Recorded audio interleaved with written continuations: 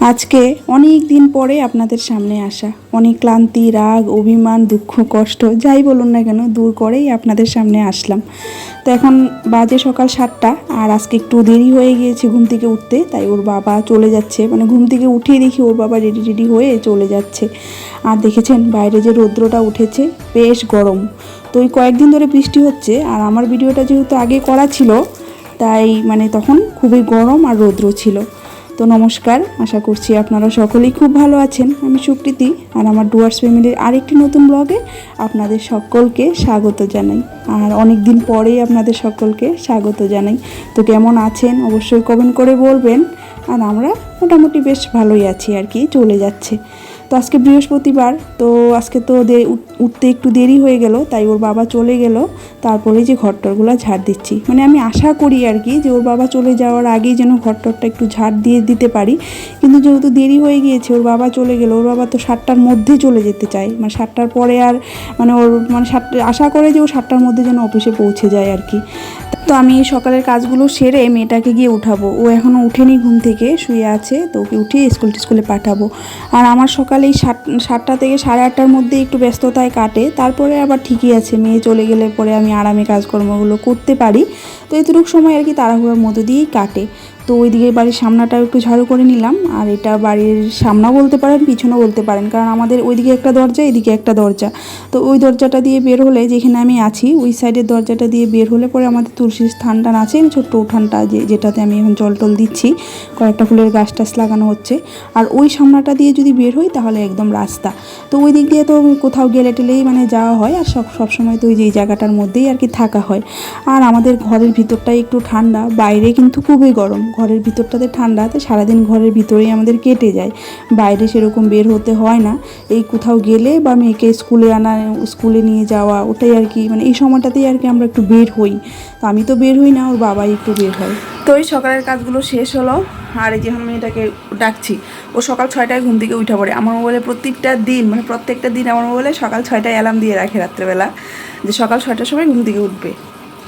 সকাল 6টায় ঘুম থেকে উঠছে, উঠে বাবা আমি উঠে পড়ছি, আবার ঘুমিয়ে পড়ছে। এখন 7টার বেশি বাজে, এখন ওঠার নাম নেই, ডাকছি উঠেই না।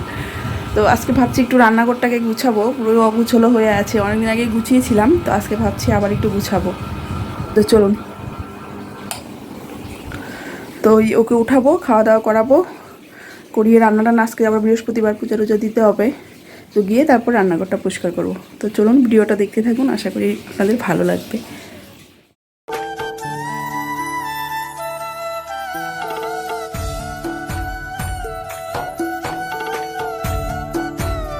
তো রান্নাঘর পরিষ্কার বলতে এই যে পর্দাগুলো ভাবছি এখানে লাগাবো। তো আমি লাগিয়েওছি, কিন্তু না অনেক কয়েকবার আমার লাগানোর পরে দেখছি আর ভালো লাগছে না, তারপরে আবার খুলে রেখে দিয়েছি। অনেক কষ্ট টষ্ট করে সেলাই টেলাই করলাম, কিন্তু মনে হচ্ছে যে লাগিয়ে আর ভালো লাগছে না, পুরো মানে কীরকম একটা কাপড় ঝালং ঠালং কেমন জানি দেখা যাচ্ছে আর কি। তারপরে ভাবলাম যে না, একদম ফাঁকা ফাঁকা থাকে ওইটাই ভালো, কারণ অনেক পোকামাকড় আসে, যদি ঢাকা ঢোকা থাকে না, কোন দিক দিয়ে কোন পোকামাকড় ঢুকে বসে থাকবে, তো সেই জন্য আবার খুলে দিয়েছি। আর এই যে দেখেছেন বাইরের রৌদ্রটা যে উঠেছে, আকাশটা পুরো নীল। আর মেয়েটা ওই গাড়িটা অনেক দিন ধরে বিছানার নিচে পড়েছিল, তো আজকে বের করে এই যে মুছতে বসেছে, মানে এরকম করেই উঠে চালাচ্ছিল। আমি বলছি যা গাড়িটাকে মুছ, তারপরে উঠে মানে খেলা কর। তো এদিকে ছিল একটু মাছটাকে বের করে নিয়েছি, আর পুরো বরফ মতো জমেছিল, আর কয়েকটা সবজিও বের করে নিয়েছি। এগুলো এখন কেটে টেটে মানে রেডি করব, তারপরে রান্না বসাবো।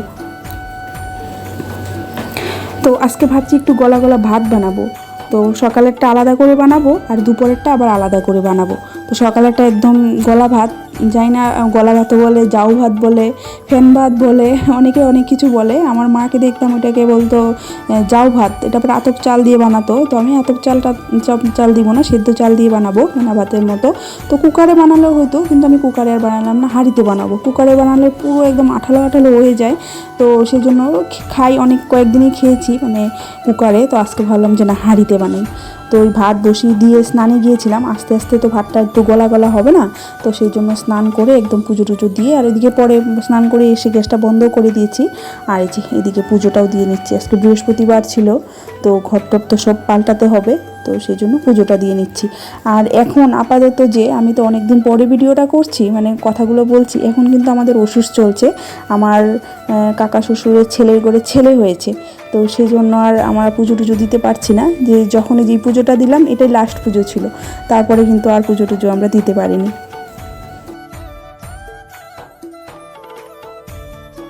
আর এই যে দেখুন ভাতও হয়ে গিয়েছে, আজকে বাটার লাগিয়ে খাবো, ঘিটি কিচ্ছু দিব না। তো বাটারটা মেয়ের জন্যই স্পেশালি আনা হয়, তো কখনো মাঝে মধ্যে আর কি আমরাও খেয়ে থাকি। তো আর এই যে ভাতটা কিন্তু হয়ে গিয়েছে, একটু গলা গলা হয়েছে, সেরকম ভালো মানে হয়নি। আর আলু আর একটু ডাল সেদ্ধ দিয়েছিলাম, আর এটাকে আলাদা মাখাবো, একসঙ্গে মাখিয়ে মানে খেয়ে নিই। কিন্তু আজকে ভাবলাম যে না, একটু আলাদা টেস্ট নিই, এক এক সময় এক একটা টেস্টিভাবে খেতে ভালো লাগে, তাই না? তো ওই যে আলাদা মাখিয়ে নিয়েছি, আর একটু ডালও সেদ্ধ দিয়েছিলাম, আর এই যে পোটলাটাতে দিয়েছি। আগে না আমি কাগজের মধ্যে দিয়ে দিতাম ডাল বা কোনো কিছু সেদ্ধ দিলে, তো এখন ভাবি যে না, কাগজের মধ্যে দেওয়াটা উচিত না, তো সেই জন্য ওই যে দেখুন কাপড়ের মধ্যে দিয়েছি।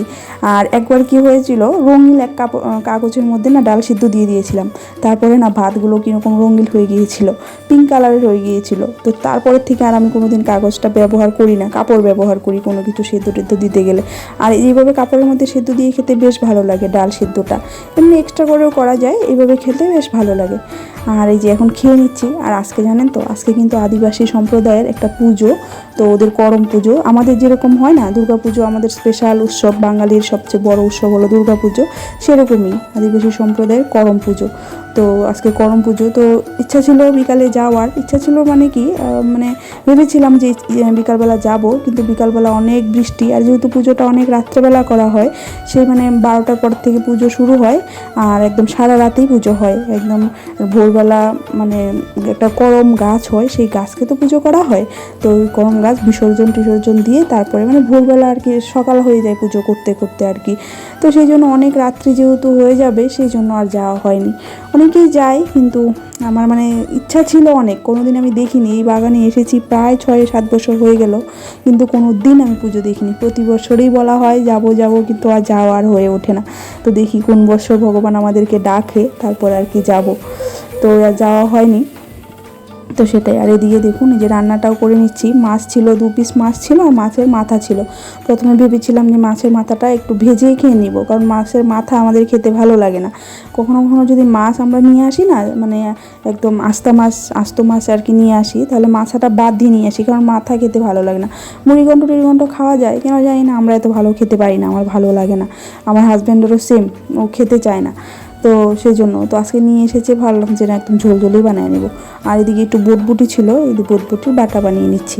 আর এই বটবুটির বাটাটা খেতে কিন্তু বেশ ভালো লাগে, একদম গরম ভাতে একদম জমে যায় আর কি। আর এই বাটাটাই যে আমি যেরকম একটু মানে বেটে নিয়ে তারপরে আবার কষাচ্ছি, তো এরকম না কষালেও হয়, বেটে নিয়ে কাঁচা তেল কাঁচা লঙ্কা মানে একটু দিয়ে মাখিয়ে গরম গরম ভাতে মানে জমে যায়, কী বলবো। আর ওটার মধ্যে একটু সরিষাও দিয়ে দিলে আরও বেশি ভালো লাগে আর কি। তো আমি আজকে আর সরষা টরষা দিলাম না, এভাবে সিম্পলভাবে বানালাম। আর এই যে সবজিটাও হয়ে গিয়েছে, সবজিটা কিন্তু আমি শুধু আলু দিয়ে বানিয়েছি। লাস্টে একটু দিয়ে দিয়েছিলাম ধনেপাতা ছিল, ধনেপাতা দিয়ে দিয়েছি, ধনেপাতার গন্ধে একদম ভালো লেগেছে আর কি, মাছ আর ধনেপাতার গন্ধে। আর এই যেদিকে দেখুন নিয়ে এসেছিলো কতগুলো মৌসম্বি, তো মৌসম্বিগুলোকেই রস করলাম।